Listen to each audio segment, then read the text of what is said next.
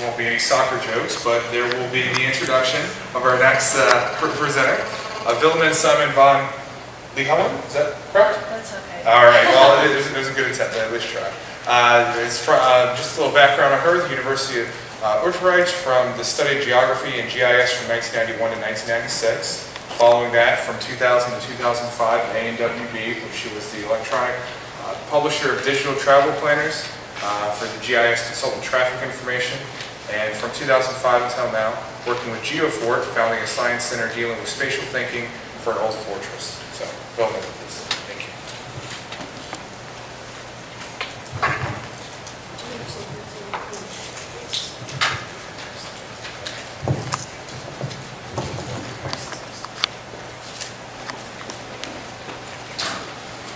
Okay.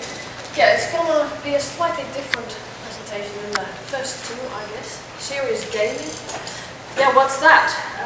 But let me first get you into some of the context.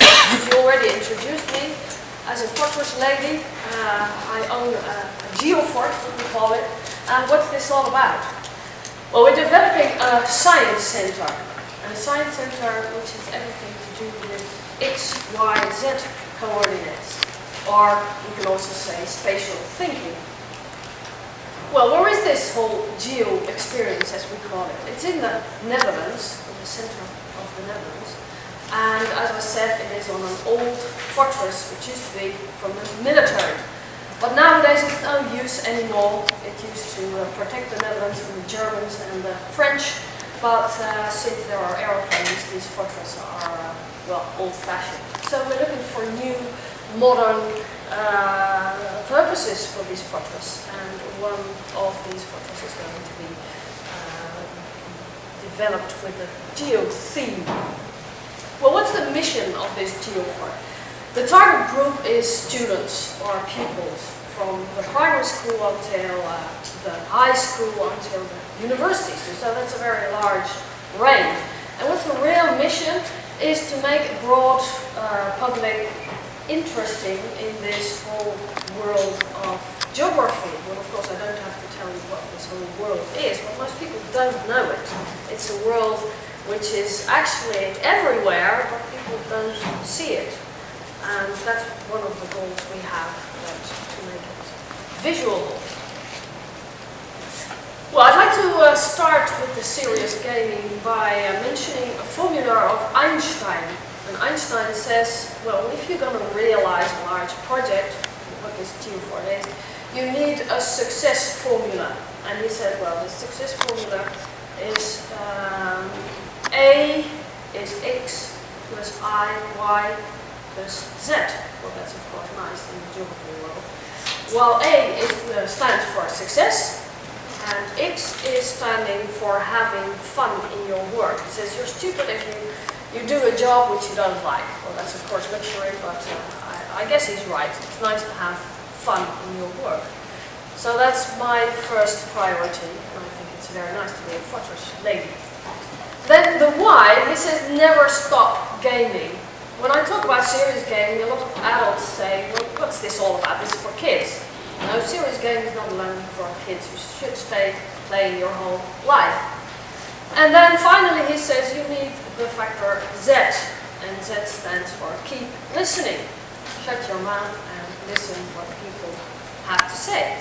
And I'd like, during the presentation, I will talk about all these three factors, starting with X, a nice word.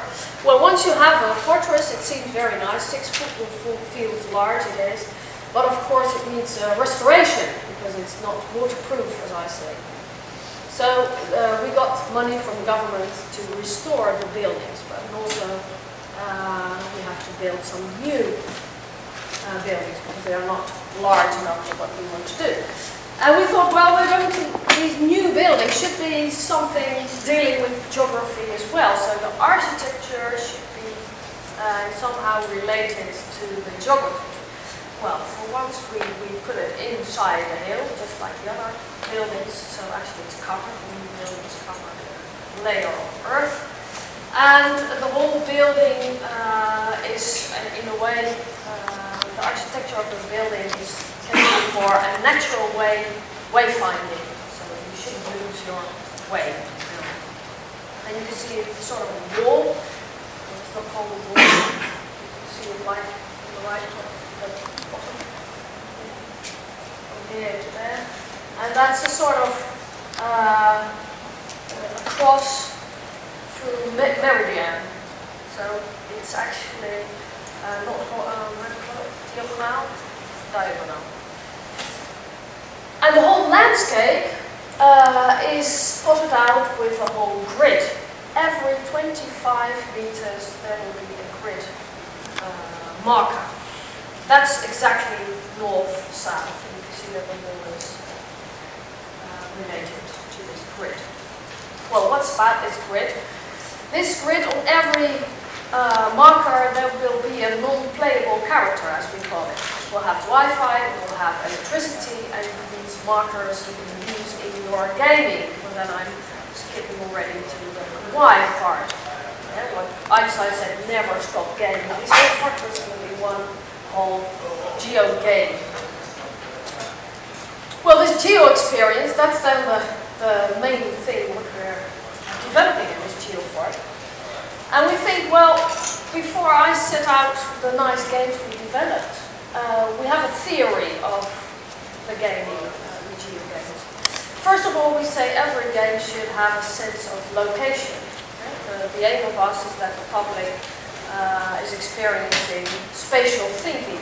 And spatial thinking is getting more and more important because the population in the world is getting more dense and the troubles of spatial planning are getting more and more urgent. And the methods, what we shown by the two previous speakers, the methods are becoming more and more sophisticated. So, sense of location is important. But then sense of urgency is also very important. In the Netherlands, students who study at the high school geography, they say, oh, that's an easy subject, but what's the use of it? Well, we say, no, you should show what really is the use of geography by showing urgent topics. Well, of course, in the Netherlands, we're a low country. It's not difficult to have urgent topics showing how the Netherlands would flood if you would do nothing about sea rise, the rise of the sea level. But then sense of urgency is not enough. It's also a sense of reality. If you want to get the attention of children, you should stay with the topics close to their own world of experience, and that's the news of nowadays or their own location. So sense of reality. I just googled this morning on the Gulf area of the Esri site, and where there you can see that nice animation of how, it's not nice at all, but you can see the spreading of this whole oil